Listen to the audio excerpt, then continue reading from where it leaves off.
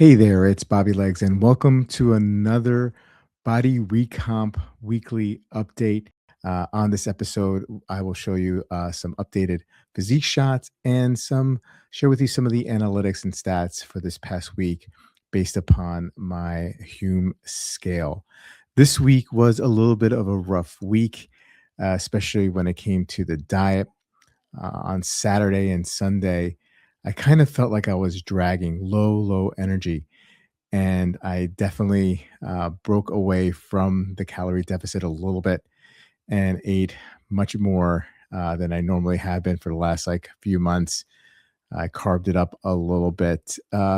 Ironically, I didn't put on much weight. I actually ended up this week at the end of the week slightly less weight than I did last week.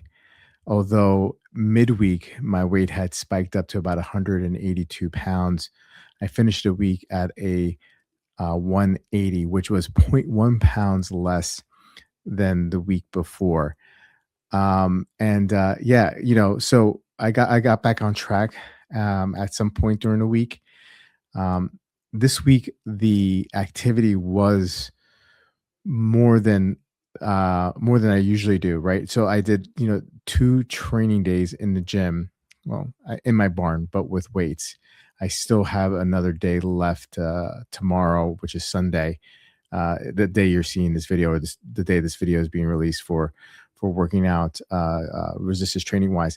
But I had about 3 karate days this week, 3 weeks of karate, and then tomorrow, Sunday, when you're watching this video, if you're watching it as soon as it comes out, I'll be taking a capoeira class. That's about an hour. So definitely hitting the exercise pretty hard this week, and I worry about if I'm doing a little bit too much. And additionally, on top of that, we got a delivery of 2 cords of wood, so I had to stack those and moving it from one part of the property to another part of the property, dragging it on one of those gorilla carts. Um, still pretty heavy stuff. So I'm getting the steps in as well. So I'm doing the 10,000 to 12,000 steps on a daily basis. So this is where I get into a little bit of trouble. And what I want to talk about is that when I'm feeling a little run down, I feel like you know it's tempting to break the consistency with the diet. And so so I had some weak moments this week. It seems like I've recovered in a sense that I'm back on track, and it didn't um, sidetrack me too much.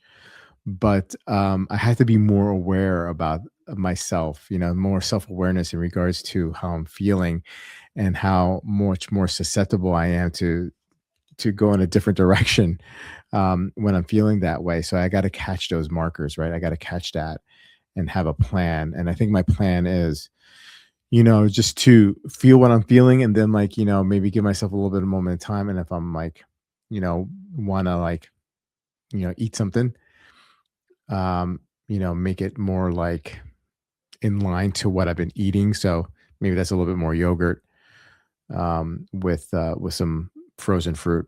I think that's going to be my go-to when I feel that way, because usually when I feel that way, I want to carb up or eat some sweets and stuff like that.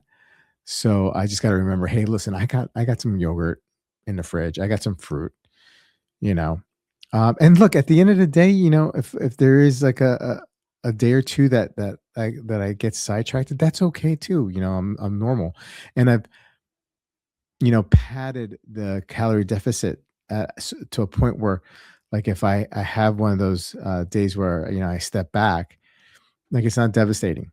It's not devastating. Now, I just can't make those too often, but it is what it is. I learned a little bit about myself this week in regards to that.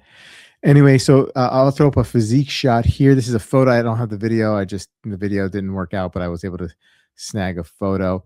Looking still pretty much the same. Something that I've noticed on that Hume body scale, and I'm not even going to talk about the body fat percentage anymore there, because I know that it's not accurate, and all I care about is trending, and the body fat percentage compared to last week is kind of like, flat. It didn't go up or go down. I'm still, according to the Hume scale, under 20% fatty fat, like 19 point something or other. But it's probably most likely I'm more likely in the low 20s. I don't know, whatever. But there is a visceral fat index analytics statistic that it keeps. And when I first started weighing myself with a scale and getting some feedback from it, I was at a 9. I don't know how they calculate this. Then it went to an 8, and now it's down to a 7. So I tried to make some correlation with my waist size, because the visceral fat is, stored around your organs, typically around your waist, or that's at least the hardest visceral fat to get rid of. And when I was at a 9, my waist, measured with a tape measure, was around 40 inches. That was in December. Or actually, that was the 40 inches was in December. When I got the scale, I my waist was probably like around a 39, and the the visceral fat index, showed a 9. I got down to an 8, and that was when my waist was around 38 inches, and now it's down to a 7, and my waist is around 37 and a half. So I don't there's not a direct correlation to, like, waist size to visceral fat index like that. I think, like, that is not, but I've been noticing a pattern that when the visceral fat index goes down, oh, let me go check my waist, because maybe that means my waist has shrunken a little bit.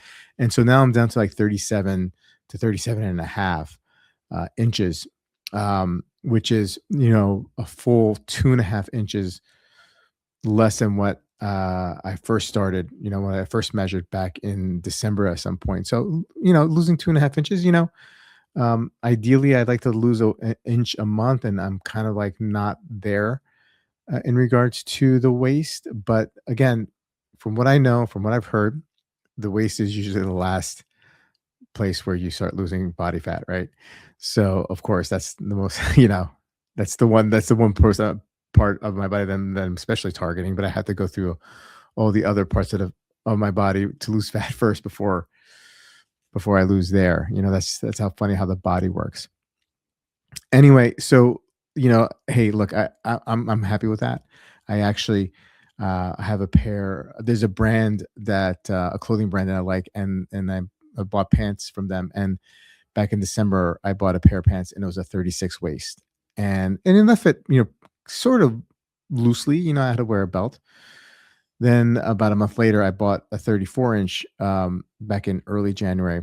I think it was 34-inch waist, and that fit nice. And then I started noticing that was getting a little loose, and then so I just bought a 33-inch waist, and that fits snug. Like, it fits like proper. Like, I don't need a belt, but it's not like really tight against the waist either. It just fits like what the perfect fitting of a waist size pants it should fit like. You know what I mean?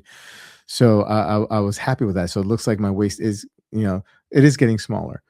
Um, I've seen people say that your waist size measurement should be half of your height. So I'm 5'10", and I'm in the United States, so that's 70 inches. I'm 5'10" and a half, so whatever. Let's just round down to 70 inches. So my waist should be, the most 35 inches. It should be less than that. So I'm 37 and a half or 37, around there. So I got some work to do on that. Anyway, yeah, I'm glad you guys are here for this. And if you stuck around, I appreciate it. Let me know if you want me to include more or any workout shots or video. Maybe I'll throw one in every once in a while and tell you what I'm doing. Next week I'll update you on that routine. I did a little fine tuning compared to what I spoke about last week about my routine. So I changed that up just a little bit again. Makes more sense what I'm doing now, and we could talk about that next week. But anyway, hey, listen, if you like what you see, please hit a like, subscribe, and I will see you guys in the next video. Take care.